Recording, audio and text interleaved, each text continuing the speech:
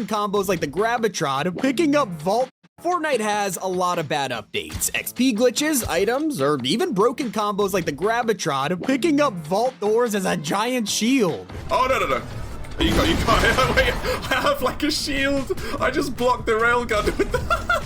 This man created the Guardian Shield before it even existed, something Epic never expected anyone to try, and that wasn't even the worst that season. We also had UFOs that included a feature that let you abduct anything you want. When you combine the genius of players with a boulder, it's a recipe for disaster, and also bowling.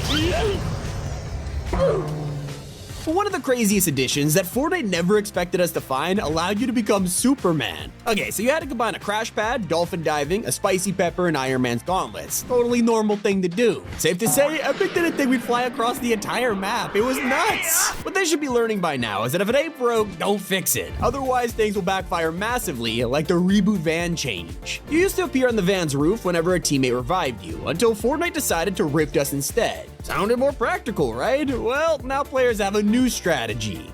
Wait, I watched Mr. Savage do this. What is that exactly? You're gonna catch him in the air and what? You what?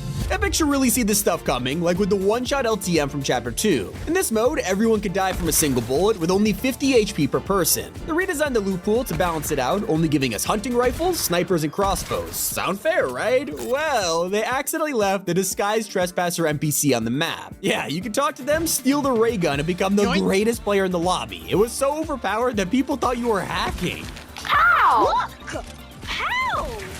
Ow! What the heck?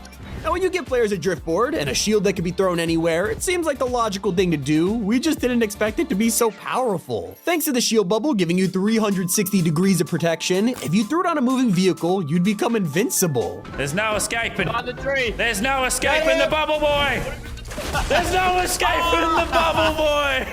That's about as overpowered as the Shockwave Hammer problem. When Fortnite added this item, we all realized how fun it was to use until players started to collect more than one. With up to 5 hammers in one inventory, the cooldown became useless, allowing us to bounce around the map forever with no consequences. Eventually, they had to nerf this because it got so destructive, forcing us to only have one shockwave at a time. Now, one of the most ridiculous life hacks that players found literally destroyed Fortnite. Turns out if you have a bad internet connection, that was an advantage rather than an issue. By disconnecting your Wi-Fi, attacking someone with the kinetic blade, then reconnecting, it would kill them without you ever appearing on their screen.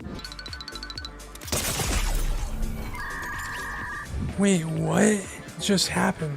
I'm not sure how Fortnite could have seen it coming. It's insane. Well, that was insanely powerful. One feature was just straight up annoying. We've shown how Epic didn't prepare for the UFO's abducting power, but their pulse cannon was just as broken. Thanks to the knockback effect, you control your teammates, firing them backwards into the storm. And if they survive, just abduct them and do it all over again.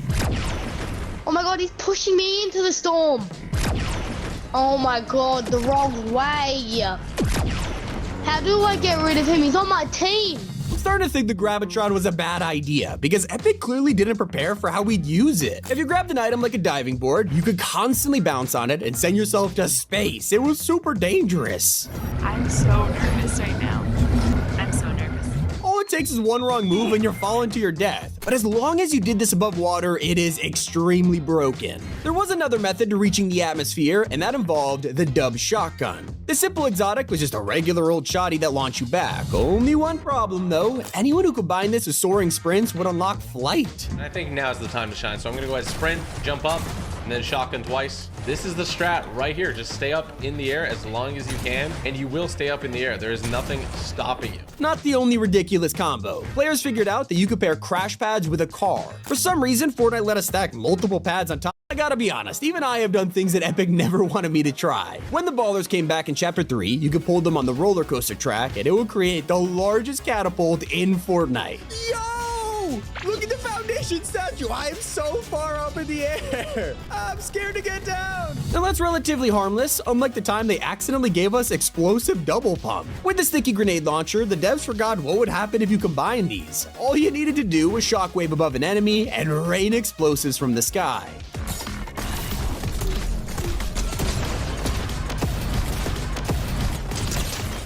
Bro's panicking. One of their biggest mistakes was the Ship It Express mode. This was our LTM for Winterfest, and you weren't supposed to have weapons, it was throwable items only. Except, they forgot to disable combat caches, blue chests, and rebooting. It gave hundreds of players a ridiculous advantage. I mean, come on, how do you forget to turn off caches? When Rift Encounters were introduced, they were pretty fun, but Epic never thought we could make them overpowered. If you ever came across the vending machine spawn, you could throw a stack of EMPs and rack up thousands of gold instantly. It was literally printing money. One thing Fortnite has always claimed is that skins never give you an advantage, and that was quickly proved wrong. Frozen Love Ranger quickly became known for being pay to win after people found out you could blend into reboot vans without being noticed.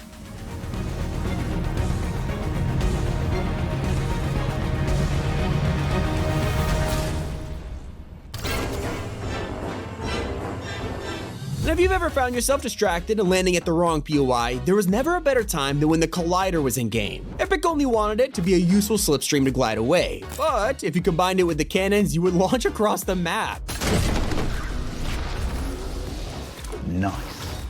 That's if you don't hit a barrage of supply drops from one of Fortnite's most broken items. The Dial-A-Drop was only in game for a short while, which makes sense because players found a way to make it infinite. If you canceled at the exact second you called one in, you get to keep it, and doing this over and over would give tons of free loot. No wonder this thing never returned. The same goes for the Falcon Scout. This was one of the coolest items we've had in a while, being able to recon the area, ping players, collect loot, but there was one thing Epic overlooked. You could kidnap teammates or enemies, but they never thought we would troll them. They're gonna try to grab me, you mother.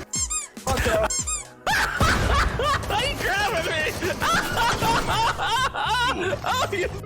This thing could even stop your teammates from reviving and also drop them from the sky. If this got into the wrong hands, it was over. If you're looking for ways to break BR right now, the cardboard box is your #1 option. You can stack them on top of each other, creating a massive tower to the sky. But the best part, if you break one of them, they float, meaning you could basically camp in midair with these things. And that's nothing compared to when people got themselves free wins by fishing. Chapter 2 not only introduced the feature, but they also gave us Slurpy Swamp. I mean, sure, the water healed extremely slow, but combined it with an infinite supply of floppers, and people managed to grind wins just sitting there. Please! Come on. Give it to me. Spray. Yes! Yes! Still not as bad when we figured out how to rack up thousands of XP by doing nothing. With the milestone system, Fortnite usually adds one challenge to collect items, sometimes up to 500. But players found a way to finish it in just a few seconds by spamming a gas bomb, which counted for an item every time you equip it. Eventually, Epic gave up and reduced the quest down to 5, making it so easy for everyone, and I get it at that point. But if you've ever had trouble finding the right items, one strategy players took advantage of was the Armored Battle Bus. Epic introduced it as an opponent to the tank, only for us to plow down buildings like the Daily Bugle, looting the entire POI in an instant. It was so OP, they had to step in nerfing the bus so it could barely break through walls anymore.